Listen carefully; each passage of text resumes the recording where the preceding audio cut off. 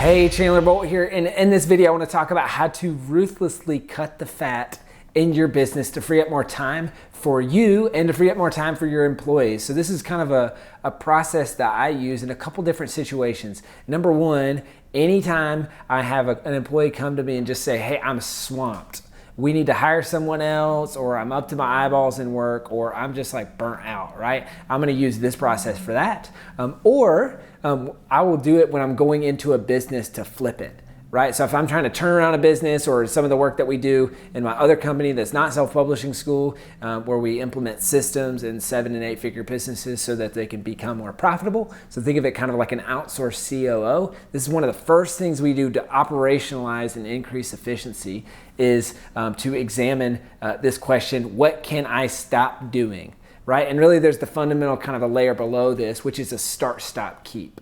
So this is a principle I learned from Scaling Up. It's one of my favorite business books of all time. And they talk about the start, stop, keep. So what should I start doing? What should I stop doing? And what should I keep doing? So not only do I, focus on one part of this when I'm trying to solve an employee problem or when I'm trying to flip a business, but we also do this as a habit at a minimum once a quarter with a self-publishing school team. So we'll create a start, stop, keep list. So what should we start doing? What should we stop doing? What should we keep doing? But I especially emphasize everyone to focus on the stop. And this actually, if you just send out that survey, that's the one that you'll get the least responses to, because people love to say, hey, we should start doing a bajillion things and we should keep doing a handful of things, but it feels like it's critical to say we should stop doing this.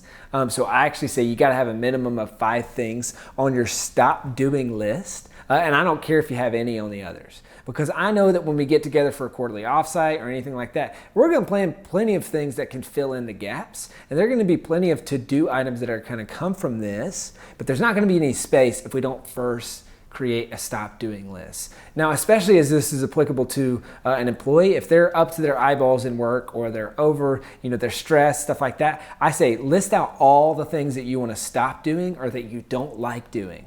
Right? Or we also have another word for this. It's called sad time. So sad time is anything that could be systematized, automated, or delegated, right? Hence sad.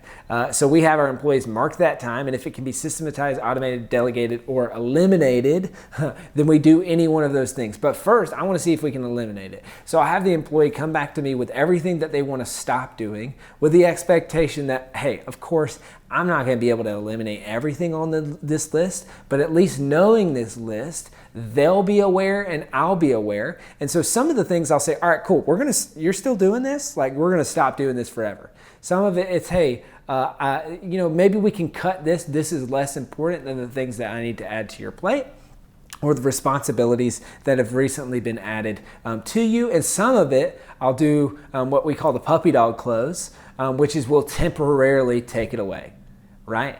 So we'll say, all right, let's stop doing this for a month and then see what happens, right? So in that span of doing that, now this employee is able to kind of catch back up, get their breath. Maybe they're burnout, so maybe they just need a little bit of extra margin or any of those things. But this is just really, really effective. And whether or not your employees are burnout or whether or not you feel like you have a lot of fat in your business, I guarantee you that if you go through this exercise, you're going to discover that there's a lot of things that you can cut. And with cutting things comes increased efficiency and getting more things done.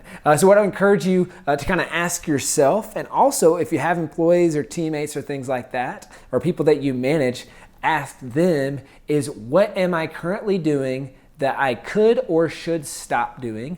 And go ahead and list out at least 5 things as soon as you finish this video. Okay? So that's the stop doing process. I hope that you enjoy this. As always, comment below this video. Let me know what you think, and I look forward to seeing you in the next video. See ya.